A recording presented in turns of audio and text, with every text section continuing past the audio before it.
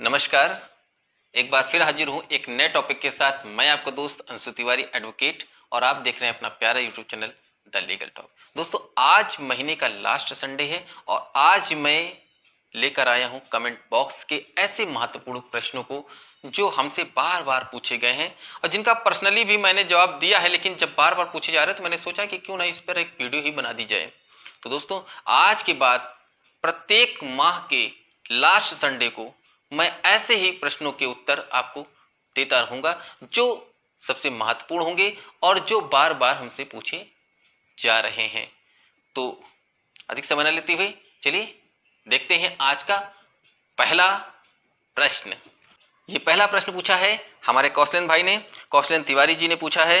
उन्होंने पूछा है कि महोदय, यदि सूचना अधिकारी कोई भी सूचना अप्रमाणित रूप से प्रथम अपील करने पर प्रदान करता है जो संतोषजनक नहीं होती है, इस स्थिति में द्वितीय अपील कितने दिन के पश्चात व किस धारा में की जाएगी?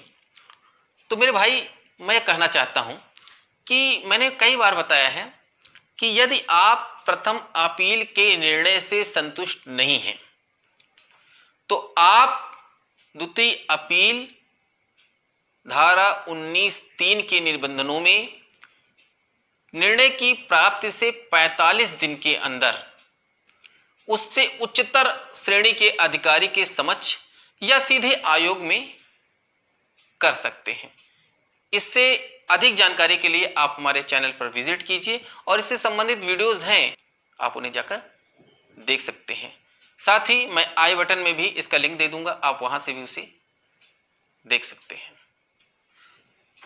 दूसरा प्रश्न पूछा है विमल पाल ने कि प्रैक्टिस सेट कैसे मिलेगा?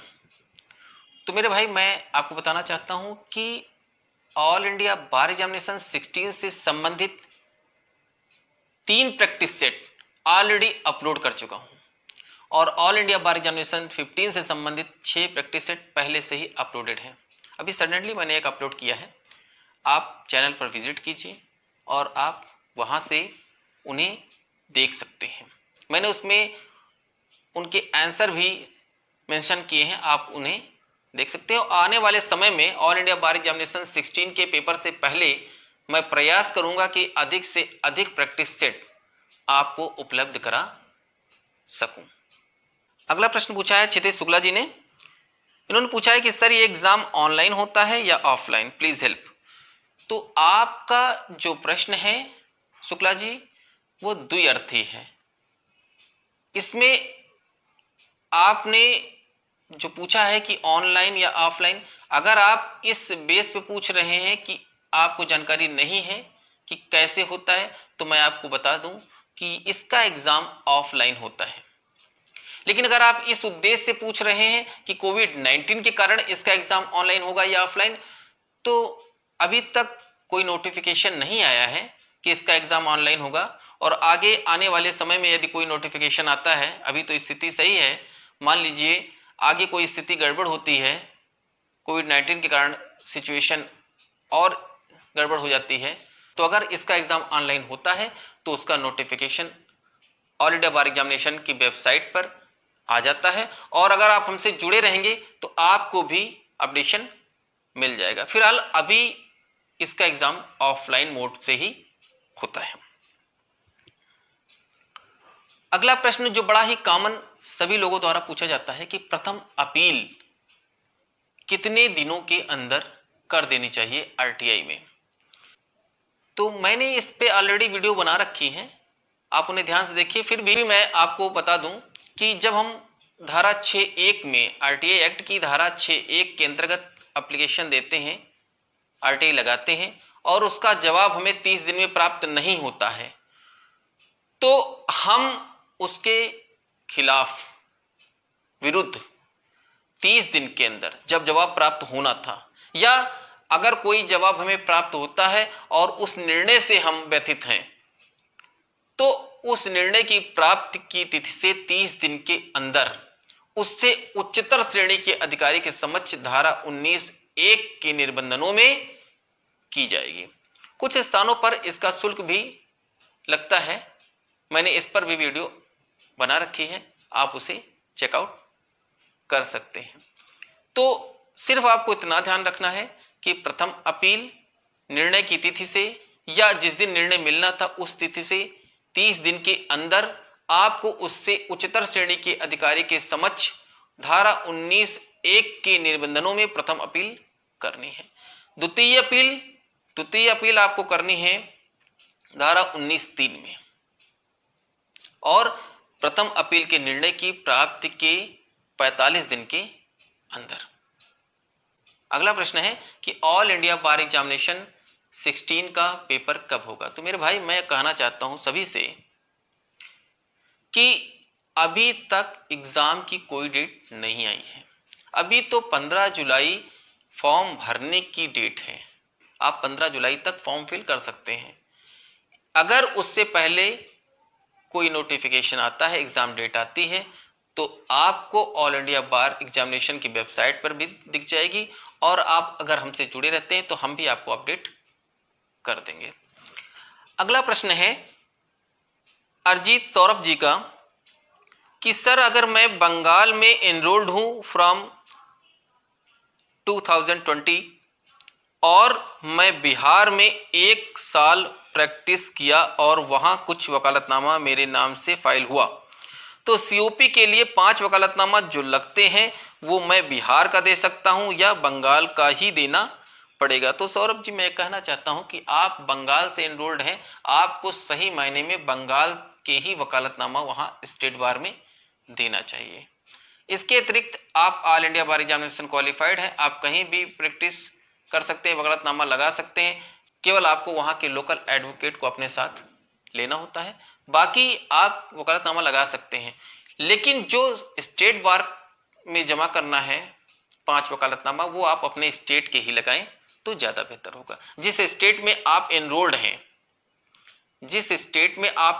हैं उसी स्टेट के 5 वकालतनामा आपको उसी स्टेट में देने हैं। अगला सवाल है अगम पंचाल जी का कि सर एक बात बताओ, अगर कोई पुरुष है जिसके नाम से प्रॉपर्टी है, उस बुजुर्ग की डेथ हो जाती है और उसकी वाइफ के नाम वो प्रॉपर्टी नहीं हुई और वो महिला बुजुर्ग उस प्रॉपर्टी की वसीयत कर सकती है या नहीं, कृपया जवाब जरूर दें। तो मैं कहना चाहता हूं मेरे भाई कि वसीयत तो कर सकती है, लेकिन प्रॉपर्टी उसके नाम क्यों नहीं आई ये प्रश्न है। अगर उस बुजुर्ग की डेथ हुई और अभी प्रॉपर्टी ट्रांसफर नहीं हुई, उससे पहले वो वसीयत करना चाहती हैं तो कर सकती हैं, ट्रांसफर तो हो ही जाएगी। कोर्ट केस चल रहा है और प्रॉपर्टी डिस्प्यूटेड है तो भी वो कर सकती हैं। उनको ये लिखना होगा कि चल या अचल संपत्ति जो वर्तमान में मेरे पास है और जो भविष्य में मेरी होगी, उस सब का उत्तराधिकारी मैं अमुक को नियुक्त कर रही हूं। तो वो कर सकती है, कोई दिक्कत नहीं है, मेरी अपनी पर्सनल ओपिनियन है, वो कर सकते हैं। अगला प्रश्न जो सबसे महत्वपूर्ण है और कई बार कई लोगों द्वारा व्यक्तिगत भी और मैसेजेस के माध्यम से भी और कमेंट बॉक्स में भी कई बार पूछा गया कि सर सीओपी आ गया है, सबको सीओपी मिल रहा है। तो मैं एकदम क्लियर कर देना चाहता हूं कि सर्टिफिकेट ऑफ प्रैक्टिस जो आपको बार काउंसिल ऑफ इंडिया से मिलना है वो अभी नहीं आया है, और जब वो आएगा तो इसका नोटिफिकेशन आपको ऑल इंडिया बार एग्जामिनेशन के वेबसाइट पे मिल जाएगा, और यदि आप हमसे जुड़े रहते हैं तो हम भी आपको अपडेट करेंगे। जब नोटिफिकेशन आता है तो उसमें लिखा रहता है कि आपका सीओपी आपके स्टेट बार काउंसिल को सेंड कर दिया गया है, आप वहां से जाकर उसे प्राप्त कर सकते हैं। आपके घर नहीं आएगा वो, आपको वहां जाकर लाना होगा। कहाँ? स्टेट बार काउंसिल से आपको उसे लाना होगा। इसका नोटिफिकेशन आपको आएगा, आप ऑल इंडिया बार एग्जामिनेशन की वेबसाइट पर जाकर इसे देख सकते हैं, या हम भी आपको अपडेट करते रहेंगे। बाकी जैसे मैं यूपी से बिलोंग करता हूं तो इस टाइम यूपी में एक डिक्लेरेशन फॉर्म भराया जा रहा है। उस डिक्लेरेशन फॉर्म को भरकर 250 रुपये शुल्क है, उसको साथ सारे डॉक्यूमेंट्स के साथ आपका जो ऑल इंडिया बार एग्जामिनेशन 15 का पास का रिजल्ट है उसको लेकर आप bar council of Uttar Pradesh में सबमिट कर दीजिए, आपको वहां से सीओपी नंबर अलॉट हो जाएगा। और इसके अतिरिक्त यदि आप ये कहें कि बार काउंसिल ऑफ इंडिया द्वारा सेंड किया गया है सीओपी, तो वो अभी नहीं आया है। तो इसको मैं बिल्कुल क्लियर कर दूं। और इससे अधिक जानकारी के लिए आप bar council of Uttar Pradesh की वेबसाइट पे जाकर चेक कर सकते हैं। सीधे कॉन्टेक्ट नंबर है, सीधे आप बात कर सकते हैं। तो दोस्तों, ये थे आपके सवाल और हमारे जवाब। अगर आप भी कुछ पूछना चाहते हैं तो कमेंट बॉक्स से जुड़िए। हो सकता है कि अगले मंथ के लास्ट संडे में आपके सवाल पर ही चर्चा हो। इसी के साथ आज का टॉपिक समाप्त। मिलते हैं एक नए टॉपिक के साथ। तब तक के लिए नमस्कार, जय हिंद, वंदे मातरम। अगर वीडियो पसंद आई हो तो वीडियो को लाइक कीजिए, शेयर कीजिए और चैनल को सब्सक्राइब करके बेल आइकन को प्रेस कीजिए, जिससे हमारी आने वाली वीडियोस आप तक सबसे पहले पहुंचें। और किस टॉपिक पर आप वीडियो चाहते हैं, कमेंट सेक्शन में कमेंट करके जरूर बताइए। धन्यवाद।